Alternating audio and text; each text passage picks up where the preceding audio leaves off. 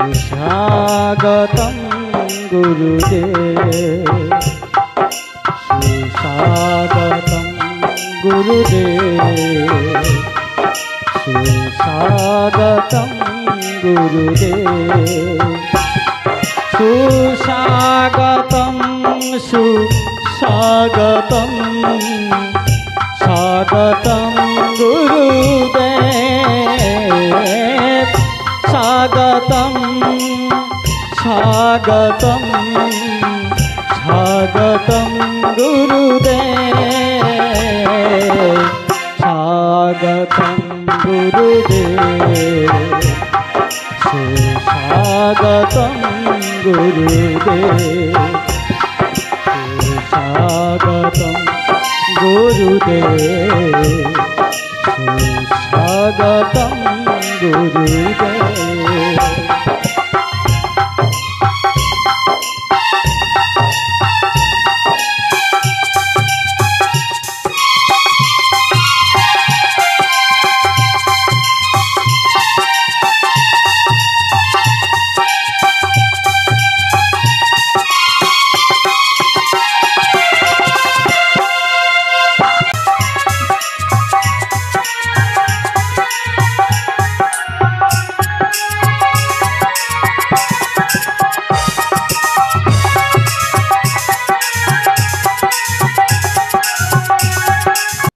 আমরা একটু আরতি করে নেব সবাই মিলে একসঙ্গে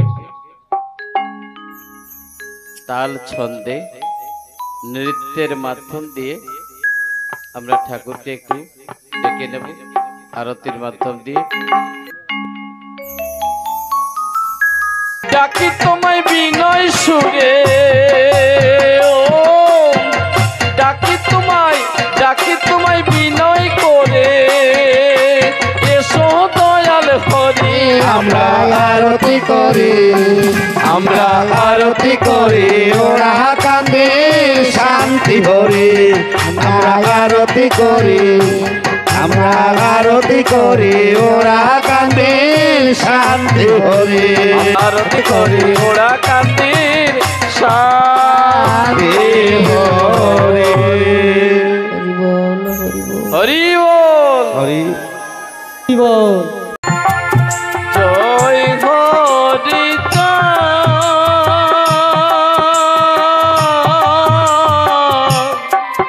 জয় গুরু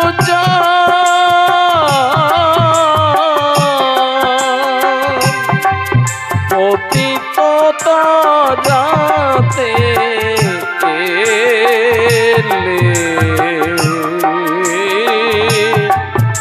अपनी भगवान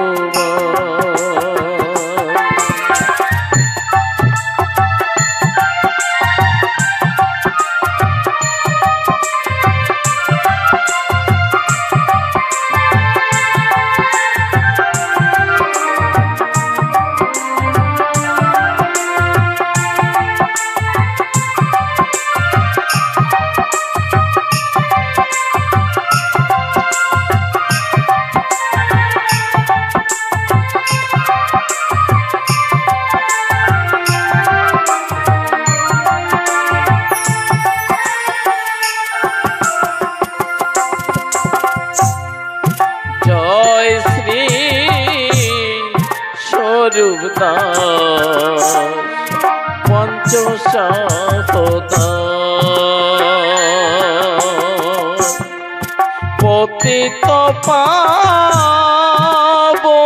হেতু হইলে নবতার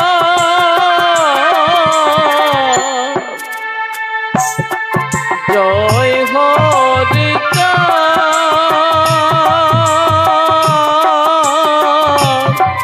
জয় গুরু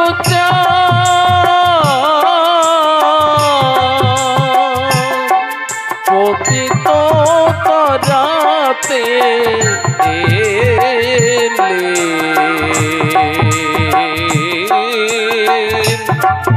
আপনি ভগবান ভগবান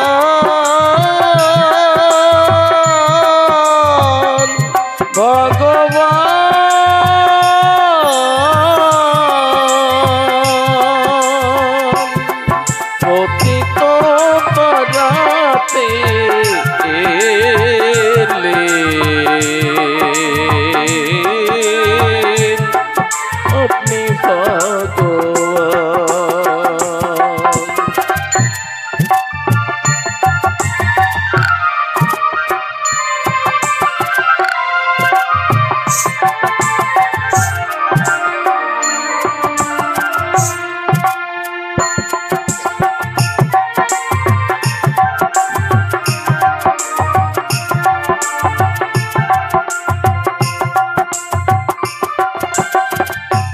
জয় জয় গুরু চাঁদ জয় হীরাম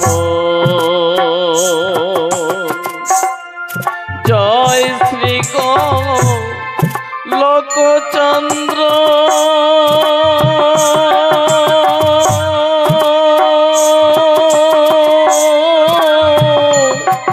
জয় শ্রী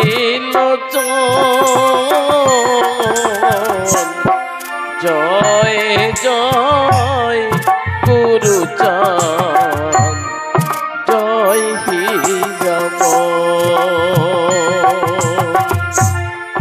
জয় শ্রী লোকচন্দ্র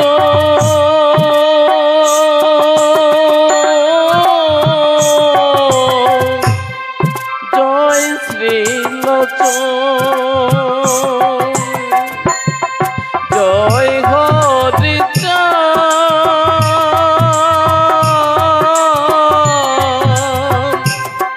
জয় গুরু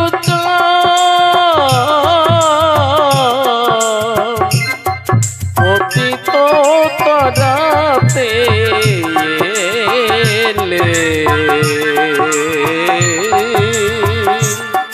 আপনি ভগবান ভগবান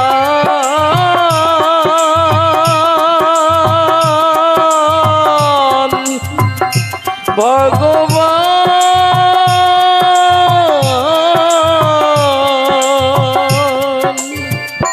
পতিত তরাতে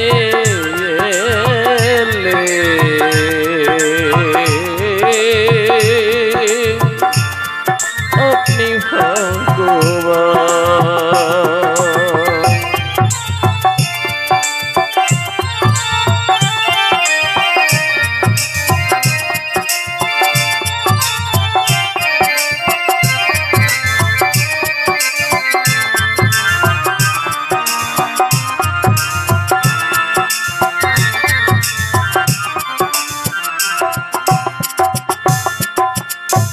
জয় জয় দশরথ জয় মৃত্যুঞ্জয় জয় জয় মহানন্দ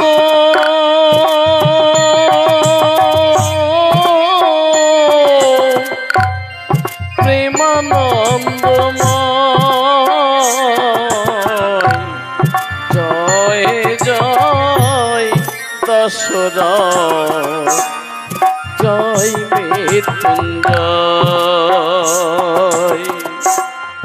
জয় জয় মহানন্দ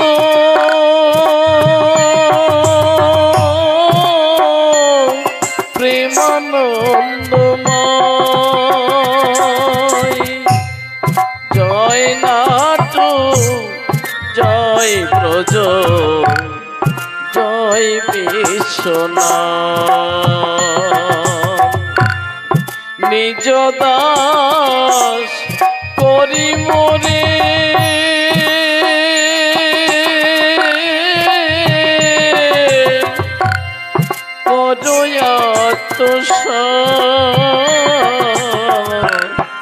জয় নাটু জয় ব্রজ জয় বিশ্বনাথ নিজ দাস করি মোরে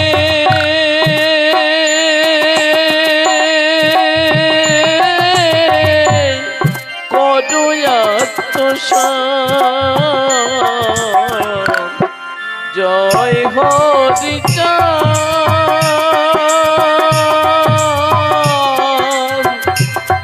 জয় গুরু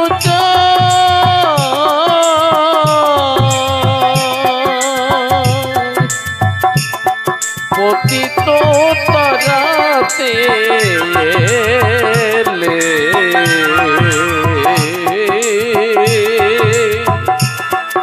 আপনি ভগবান ভগবান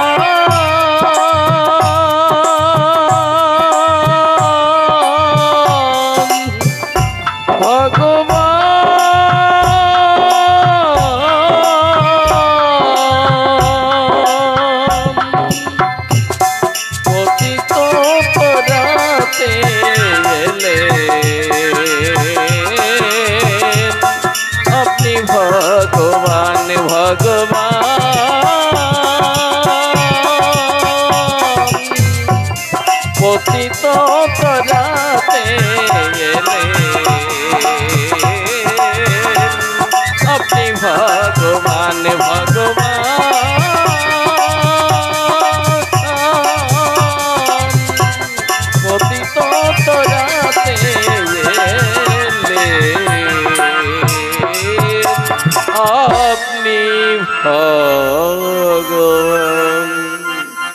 হরি বল। প্রণাম জানাই আরাধ্য দেবতা ক্ষীরোদ বিহারী পূর্ণ ব্রহ্ম পূর্ণ অবতার শ্রী শ্রী শান্তি হরির যুগল চরণে প্রণাম জানাই। যুগ অবতার মুক্তিযোদ্ধা মুক্তি বারিধি যুগনায়ক শ্রী শ্রী গুরুচাঁদ সত্যভামার যুগল চরণে প্রণাম জানাই। দ্বাদশ পাগল তথা সকল সাধু গুরু বৈষ্ণবের যুগল চরণে প্রণাম জানাই। সাকার নিরাকারে যারা ছিলেন,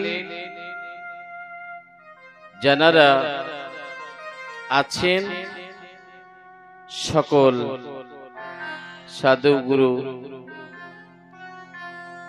মহামানবদের যুগল চরণে প্রণাম জানাই। উপস্থিত এই মহতি আসরে সকল হরিভক্ত, সকল কৃষ্ণ ভক্ত, সকল গৌর ভক্ত এবং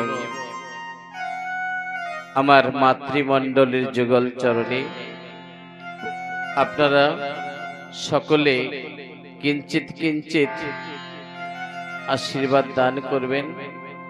হরি কথা, কৃষ্ণ কথা বলার দুঃসাধ্য আমার নেই। নূতন পথ ধরে চলছি, জানি না এই পথের অন্ত কত দূর, জানি না এই পথে চলতে চলতে কত বাধা বিঘ্ন আসবে।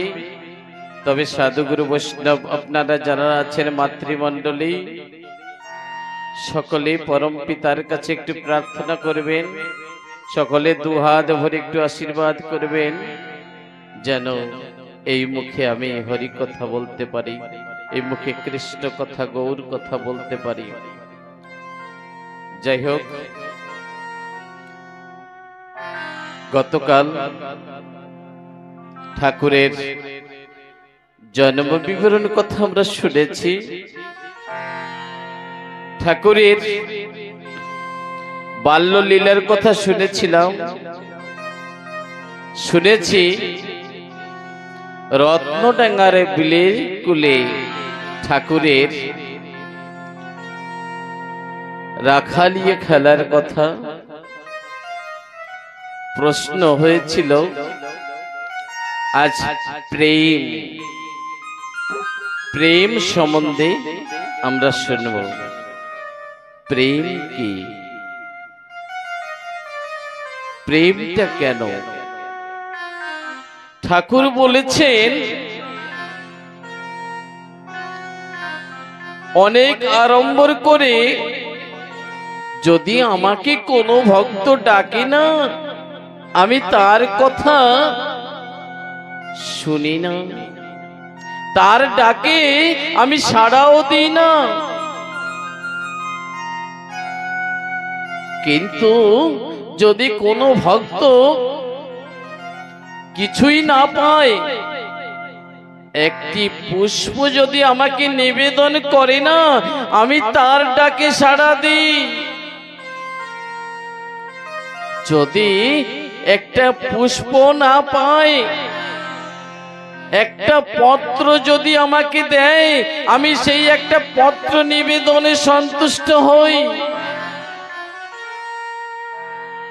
যদি একটা পুষ্পপত্র যদি ভক্ত না পায়, যদি এই দু নয়নের দুই ফোঁটা চোখের জল যদি আর ঝরিয়ে আমাকে নিবেদন করে, আমি তার ডাকে সাড়া দিই, আমি তার প্রেমে বাধা থাকি।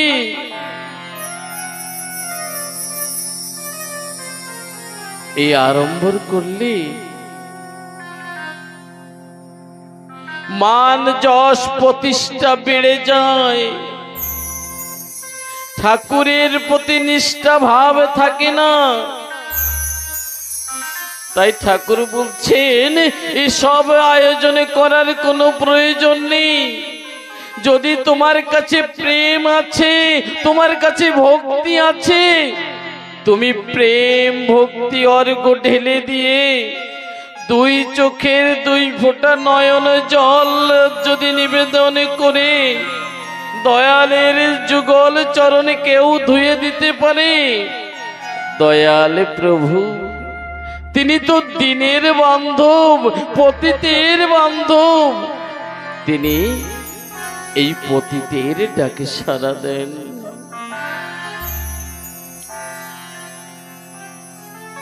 প্রেম, আমরা না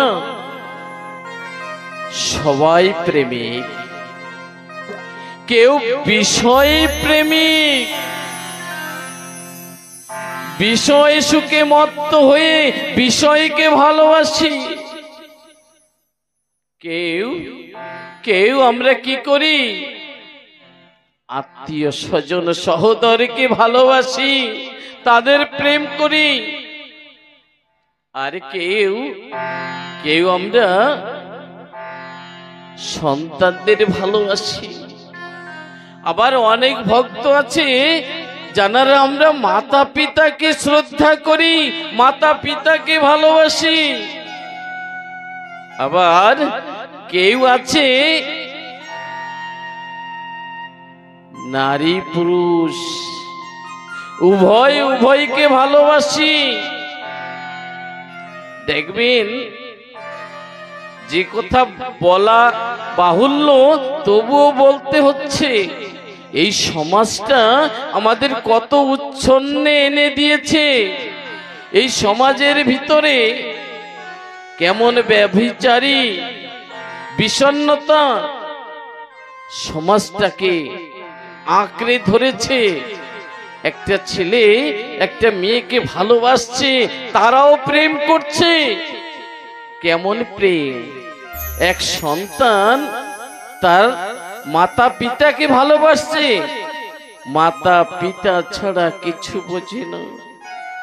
প্রভাতে উঠে মাতা পিতাকে প্রণাম করে দৈনিক, সন্ধ্যায় সকলে মিশে একসঙ্গে ঠাকুর ঘরে প্রার্থনা করে, আবার মাতা পিতার আশীর্বাদ নেয়।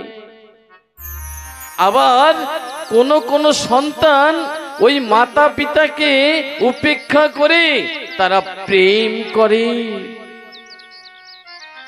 প্রেম করে মাতা পিতার দিকে আর তাকায় না, সে বংশের দিকে না তাকিয়ে একজনের হাত ধরে চলে যায়। প্রেম, তারা বোঝে না এই প্রেমে আমাদের কতখানি ক্ষতি হবে। তারা প্রেম করে, ভালোবাসে। কোন ভালোবাসা? শুধু দৈহিক প্রেম, দৈহিক পিপাসা মিটানোর প্রেম। যে প্রেমটাকে সমাজ নষ্ট হয়ে যায় সেই প্রেম করে। আজ ছোট্ট থেকে একটা শিশুর যখন ভূমিষ্ঠ হয় না, তখন ওই মাতা পিতা কত কষ্ট করে সন্তানের মল মূত্র পরিষ্কার করে, নিজে ভিজাতে থেকে ওই সন্তানকে ভালো জায়গাটা দেয়। সেই মাকে আঘাত দিয়ে যে পিতা সারা দিন কঠিন পরিশ্রম করে পায়ে মাথার ঘাম পায়ে ফেলে অর্থ রোজগার করে ওই বাচ্চার জন্য ভালো জামা কাপড়, ভালো ভালো খাবার নিয়ে আসে, আমার সন্তানটি গেলে পরে আমার মুখের দিকে তাকিয়ে থাকবে, তার মুখে আমি কি তুলে দেব। সারা দিন কঠিন পরিশ্রম করার পরে ওই সন্তানকে বক্ষে ধরে ওই পিতা প্রাণ জুড়ায়। তার কষ্ট নিবারণ করে সেই পিতাকে ছেড়ে একজনের হাত ধরে চলে যাচ্ছে। সেই মেয়ে কখনো চিন্তা করছে না একটা ছেলে তার মা বাবার ভালোবাসা পরিত্যাগ করে আমাকে ভালোবেসে ঘরের বাহির হয়ে চলে যাচ্ছে। যে জন্মের থেকে ভালোবেসেছে, যাকে বুকে আঁকড়ে ধরে মাতা পিতা লালন পালন করেছে, তাদের ভালোবাসা ক্ষণিকে ভুলে আমাকে নিয়ে বাসা বাঁধার স্বপ্ন দেখেছে। দুদিন পরে আমাকে ভুলে যাবে না, এর কি গ্যারান্টি আছে? কিন্তু আমরা সেই বিচার করি না। এই নবযুবক যুবতীর কাছে আমার অনুরোধ, দয়া করে যারা তোমাদের কষ্ট করে মানুষ করেছে তাদের কষ্ট দিও না। হরিচাঁদ ঠাকুর বলেছে, মাতা পিতাকে ভক্তি করো, মাতা পিতাকে যত্ন করো, তাদের সেবা করো। তাদের সেবা করলে, তাদের আশীর্বাদ যদি পাও না, হরি তোমার কাছে বাধা থাকবে ক্ষণিক সুখের জন্য। তোমাদের যে ভগবান এই ধরাধামে এনেছিল তাদেরকে ভুলে যাচ্ছ, এমনটি করো না। আমি সেই মাতা পিতার কাছে প্রার্থনা রাখব যারা নিজের সন্তানকে অন্যের কাছে কিছু যৌতুক নিয়ে বিক্রি করে দিচ্ছে। এই সমাজটাকে আমাদের শুধরাতে হবে। আমরা যৌতুক নেব না, আমরা যৌতুক দেব না, প্রতিজ্ঞাবদ্ধ হতে হবে, তবে এক মুক্ত সমাজ গঠিত হবে। জানেন, যখন আমরা মন্দিরে যাই, কোনো তীর্থস্থানে যাই, এই আমাদের উড়িষ্যা উৎকলে পুরী ধাম আছে, আমরা অনেকে গিয়েছি। দেখবেন ওই পুরী ধামে যখন আমরা প্রবেশ করি না, তখন অনেক ভিখারি বসে থাকে, অনেক ভিখারি বসে থাকে। আর তার পাশ দিয়ে যখন আমরা যাই, তখন হাত টিপেতে আমাদের কাছে পয়সা ভিক্ষা করে, বাবু একটি পয়সা দেন, ও বাবু একটি পয়সা দেন। আমরা একটি টাকা যা কিঞ্চিত আমরা তাকে দিয়ে থাকি, আবার অনেকে দেই না। আজকে জানেন এই কথা কেন বলছি? এটা বিশেষ প্রয়োজন আছে। আজকে একটা ছেলেকে বিবাহ দেব, কন্যা পক্ষ কন্যা পিতার কাছে আমরা দাবি রাখি, আমার ছেলেকে কষ্ট করে পড়িয়েছি, আমার অনেক টাকা খরচ হয়ে গেছে, তাকে ভালো চাকরিতে নিযুক্তি করেছি, তাতে অনেক টাকা দিতে হয়েছে, আমার ছেলেকে পণ না দিলে হবে না। আমার ছেলেকে 10 ভরি সোনা দিতে হবে, কার দিতে হবে, টিভি ফ্রিজ আলমারি দিতে হবে, তা না হলে আমার ছেলেকে আমি বিবাহ দেব না তোমার কন্যার সঙ্গে।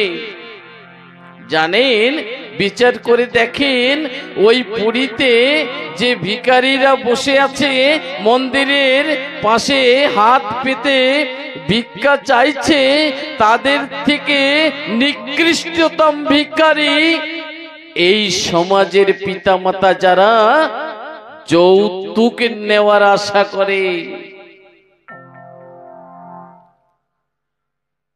আমাদের লক্ষ্য করতে হবে।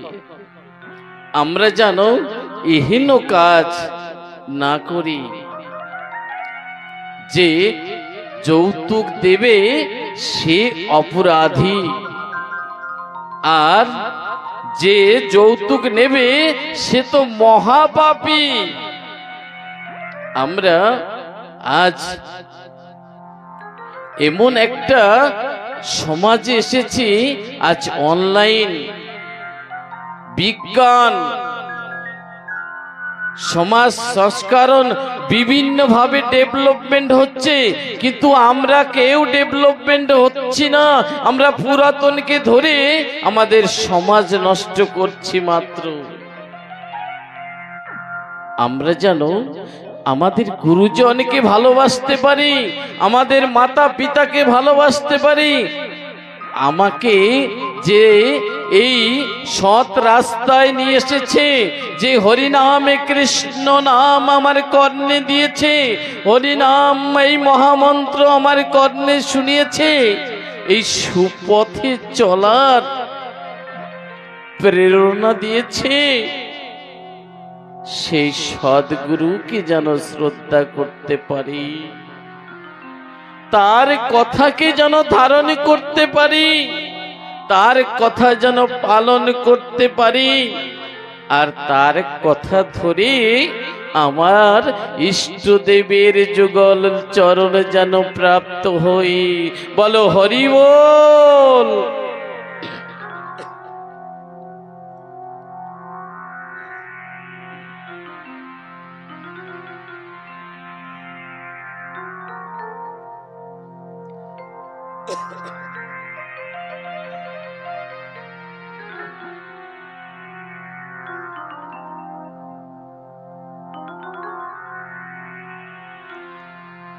এই হরিচাঁদ ঠাকুরের এক ভক্ত ছিল, খুব প্রিয় ভক্ত। এই দ্বাদশ পাগল ছিল, তাদের থেকে অতি প্রিয় ছিল, নাম হীরামন। এই হীরামন একদিন হীরামন পাগল নামে ঘোষিত হয়েছিল।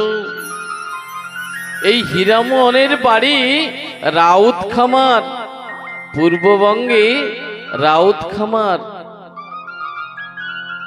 মৃত্যুঞ্জয় গোসাইয়ের নাম তো শুনেছেন। এই মৃত্যুঞ্জয় গোসাইয়ের বাড়ি মল্লকান্দি, তার আগে নিজরা বলে একটা গ্রাম আছে। ওই নিজরা মল্লকান্দির পাশের গ্রাম রাউতখামার। আর এই হীরামন না তার কাকার কাছে মানুষ হয়েছিল, চৈতন্যবালা। এই হীরামন ঠাকুরকে কেমন ভালোবেসেছিল আজ আমরা শুনব। এই হীরামন কেমন করে ঠাকুরকে ভালোবেসেছিলেন।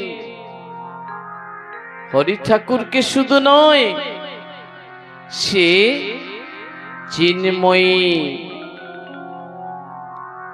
মা দুর্গাকে ভালোবেসেছিলেন, এবং এই হীরামনের ডাকে মা সাড়া দিয়েছিলেন। হীরামনের সঙ্গে কথাও বলেছিলেন। কেমন ভক্ত! আমি ভক্ত, আপনারাও ভক্ত, এই দ্বাদশ পাগলে যারা ছিল তারাও ভক্ত।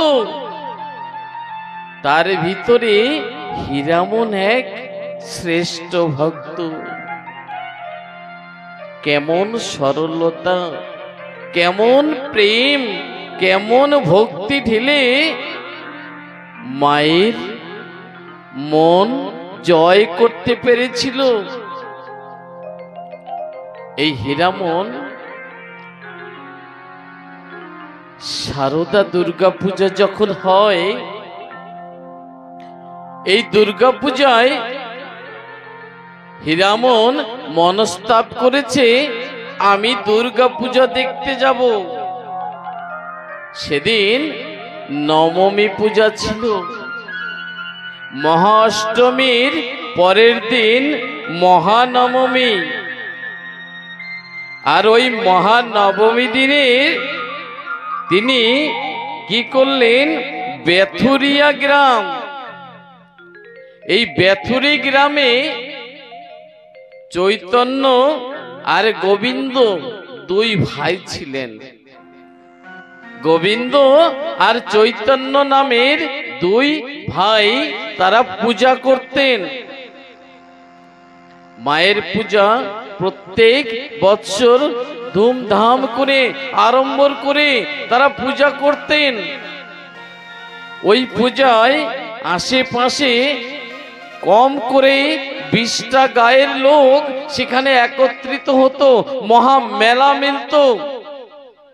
হীরামন মনে মনে চিন্তা করলো, আমি তো দুর্গা পূজা দেখতে যাই না।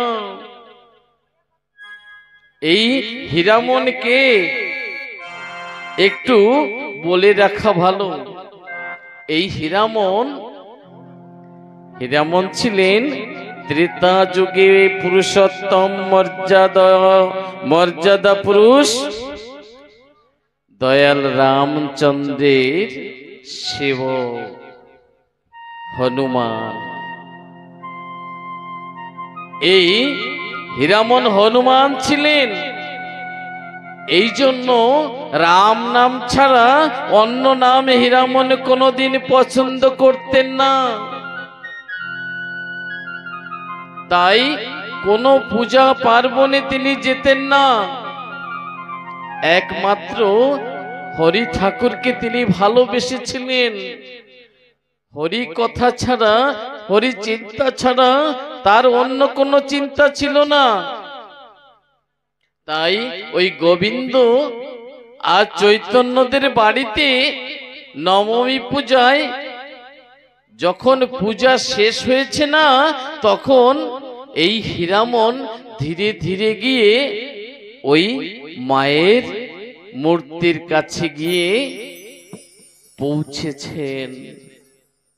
ওই মায়ের পূজা আমরা পুরোহিত দিয়ে করে থাকি। ওই পুরোহিত কি করছে, ওই ব্রাহ্মণ বারবার করে বলছে, পাগল, ও পাগল, তুমি মন্দিরের ভিতর প্রবেশ করো না। মন্দিরের ভিতরে সবার যাওয়া নিষেধ আছে, তুমি যেতে পারবে না। বলছে, না না ঠাকুর মশাই, আমার তো মায়ের সঙ্গে একটু দরকার আছে, আমার মায়ের সঙ্গে একটু কথা আছে, তাই আমার মাকে একটু কিছু কথা বলবো। আমি মায়ের যদি কাছে না যাই, আমার মা কি আমার কথা শুনবে? তাই হীরামন ওই ব্রাহ্মণের কথা উপেক্ষা করে ওই মা দুর্গার নিকট পৌঁছে গেলেন। আর গিয়ে তার দক্ষিণ হস্ত মায়ের কাঁধের উপরে রাখলেন। ব্রাহ্মণ ওই গায়ের কয়েকজন লোক ডেকে বলছে, পাগল এসেছে, পাগল, এই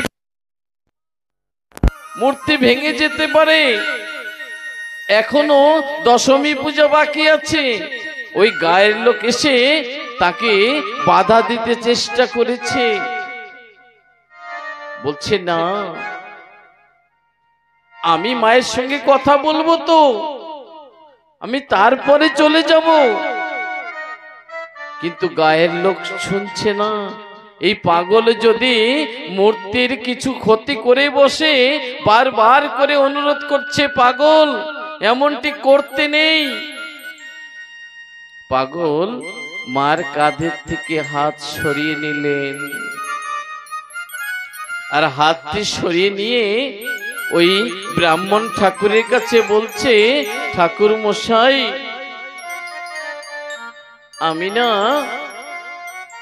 আমি না মায়ের কাছে এসেছি, মা আমাকে ডেকেছে, আমি মায়ের সঙ্গে একটু কথা বলে চলে যাব। আমি তোমাদের মায়ের আমি কোনো ক্ষতি করব না। একটু দাও না, একটু দাও না আমাকে অনুমতি আমার মার সঙ্গে কথা বলতে। বলছে ঠিক আছে। ওই ব্রাহ্মণ ঠাকুরের মনে একটু দয়া জেগেছে, আর দয়া জেগেছে বলছে ঠিক আছে তুমি অল্প সময় নেবে, যেন ঠাকুরের যেন কোনো ক্ষতি না হয়। যেই এই কথা বলেছে ব্রাহ্মণ ঠাকুর বিলম্ব না করে আজ হীরামন আবার ওই মায়ের কাঁধে হাত রেখে বলছে মা, ও মা,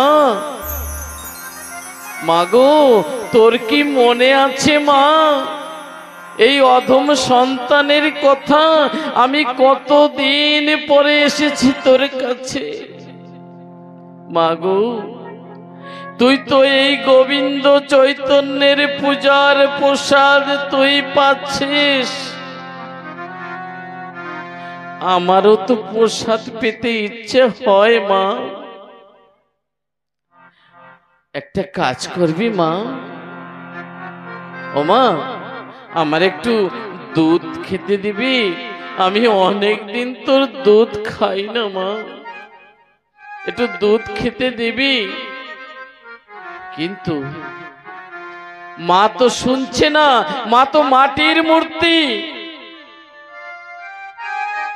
বারবার বলছে মা একটু দে, সন্তানের মনের কথা শোন, সন্তানের পিপাসা নিবারণ কর মা।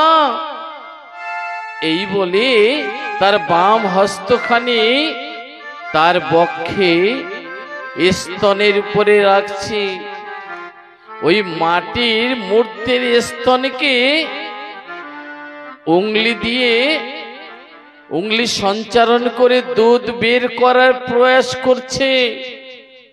একটা ছেড়ে আর একটা স্তন ধরে ওই দুধ বের করতে চেষ্টা করছে, কিন্তু বিফল হচ্ছে। মা বিলকুল তাকে দুধ দিচ্ছে না, তার স্তন থেকে দুধ বাহির হচ্ছে না। হীরামন বলছে আমি বুঝেছি মা, আমি বুঝেছি এই অধম সন্তানের প্রতি তোর আর দয়া নেই। তোর সন্তানকে তুই দুধ দিবি না, আমি বুঝেছি। দরকার নেই, দরকার নেই আমার দুধ খাওয়া। তোর মনে আছে মা,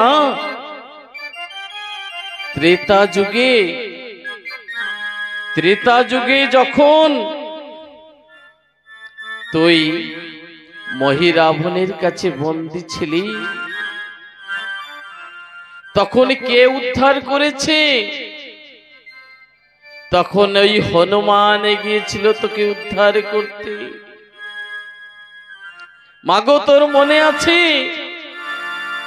আমার দয়াল রাম যখন অকাল পূজা করেছিল, তখন 108টি পদ্ম পুষ্প প্রয়োজন হয়েছিল। ওমা সেদিন ওই পুষ্পকে এনে দিয়েছিল তোর এই অধম সন্তান। এই হনুমান তোকে পুষ্প এনে দিয়েছিল, মনে আছে তোর সেই কথা? নাই, তোর বিলকুল মনে নেই। যদি মনে থাকতো আজ এই সন্তানের পিপাসা নিবারণ করতিস। মাগো, ও মা, সেদিন তোর মনে আছে ওই 108টি পুষ্প যখন নিবেদন করতে পারলো না, একটি পুষ্প কম ছিল, সেদিন কি করেছিলি? সেদিন তুই রামচন্দ্রের হাতটি ধরে বসেছিলি। রামচন্দ্র নিজের চোখ তোকে নিবেদন করতে চেয়েছিল, তার নীল কমল আখি তোর চরণে নিবেদন করবে। যখন ধনুষ্বর নিয়েছে তুই হাতটি ধরে বসেছিলি মা, মনে নেই সেই দিনের কথা? ওই সরোবরে 108টি পদ্ম পুষ্প আমি তোকে এনে দিয়েছি।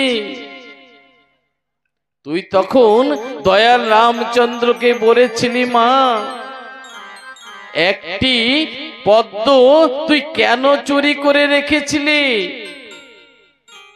তুই বলেছিলি দেবাসুরের সঙ্গে যখন তোর যুদ্ধ হয়েছিল,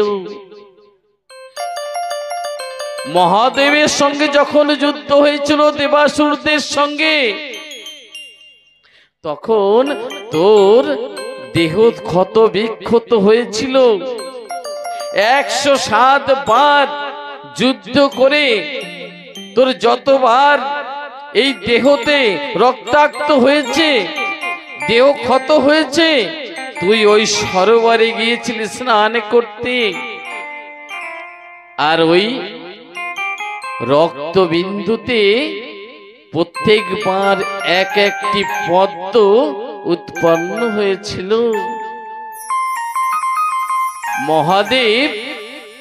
মহাদেব যুদ্ধর পরে একটি বার ওই সরোবরে গিয়ে স্নান করেছিল, তার রক্তে একটি পুষ্প প্রস্ফুটিত হয় ওই সরোবরে। আমি 108 খানি পুষ্প এনে দিয়েছি। 107টি পদ্ম ছিল তোর, মাগো একটি পুষ্প ছিল আমার বাবা ভোলানাথে।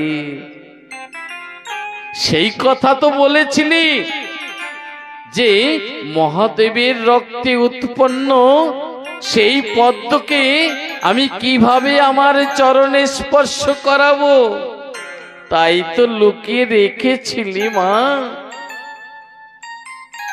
তাই তো আমার দয়ালের হস্তদয় তুই ধরে রেখেছিলি যে নীল কমলাক্ষী নিবেদন করার প্রয়োজন নেই। তাই সেই পূজার পৌরোহিত্য করেছিল ব্রহ্মা, প্রজাপতি ব্রহ্মা সেই পূজার পৌরোহিত্য করেছিল। মনে আছে মা? মাগো সেই দিন যেদিন তুই অশোক ভাটিকাতে ছিলি, রামের শোকে শোকাতুর হয়েছিলি, মাগো সেদিন তোর কাছে রামের সংবাদ দেওয়ার মতো কোনো বান্ধব ছিল না মা। সেদিন তোর এই অদম সন্তান এই হনুমান সেই সাগর পাড়ি দিয়ে তোর কাছে গিয়েছিল, রামের দেওয়া অঙ্গুরি দিয়ে তোকে প্রমাণ করেছিল, সংবাদ দিয়ে তোকে সান্ত্বনা করেছিল।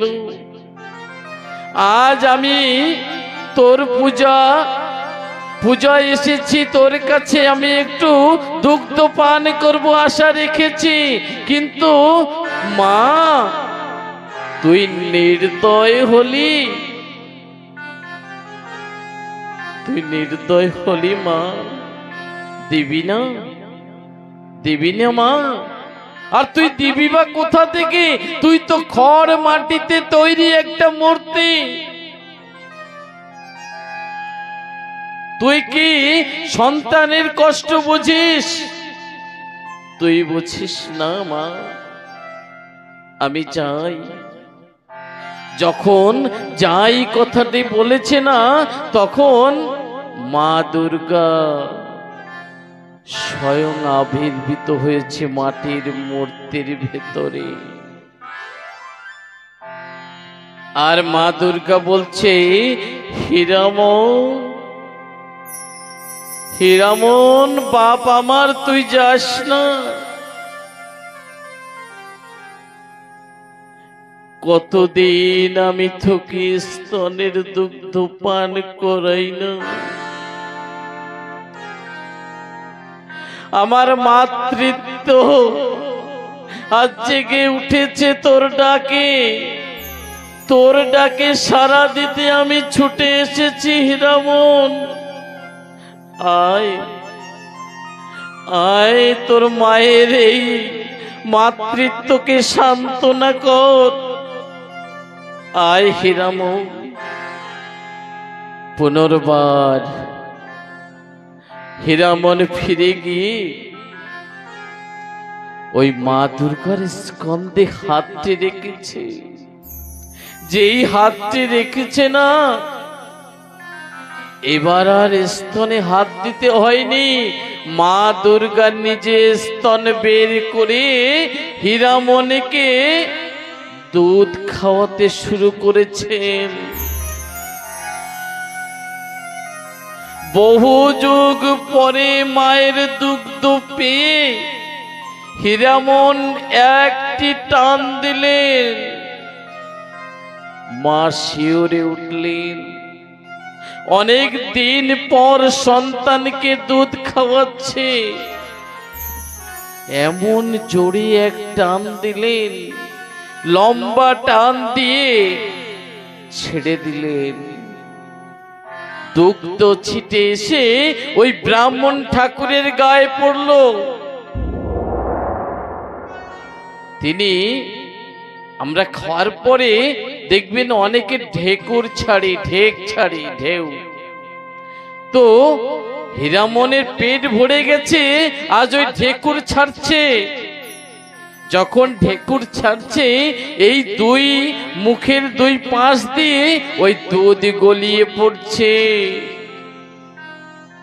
যেই ওই দেখেছে ব্রাহ্মণ ঠাকুর, অমনি হীরামনের পা ধরে ধুলায় পতিত হয়েছে।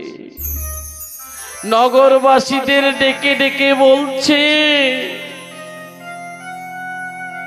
গোবিন্দ চৈতন্য দুই ভাইকে ডেকে বলছে, তোদের আর মায়ের পূজা দরকার নেই। তোরা যদি পারিস এই পাগলের পূজা করিস। এ পাগল তো সামান্য পাগল নয়, আমি সারা জীবন মায়ের পূজা করে এসেছি। মা একটি বার আমার কথা শোনেনি। মাকে আমি একটি দিন নিজের হাতে খাওয়াতে পারিনি। আজ সেই মা নিজে ডেকে সন্তানকে দুধ দিল, আর এই পাগলকে আমরা অঞ্চলবাসী গুরুত্ব দিই না।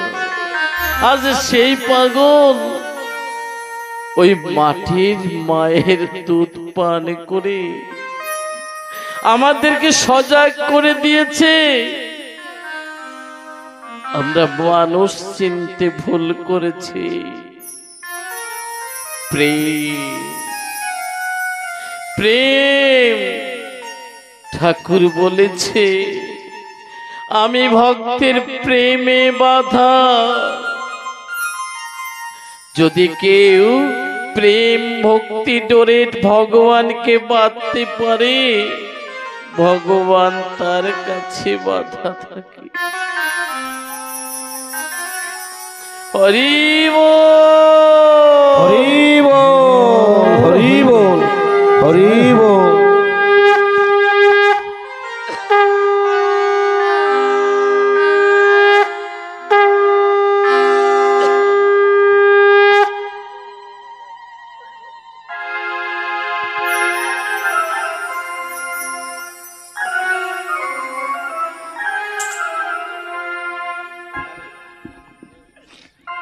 হ্যালো। ওরে আমি বিধির কাছে চাই যে ভিক্ষা, আমি বিধির কাছে চাই যে ভিক্ষা।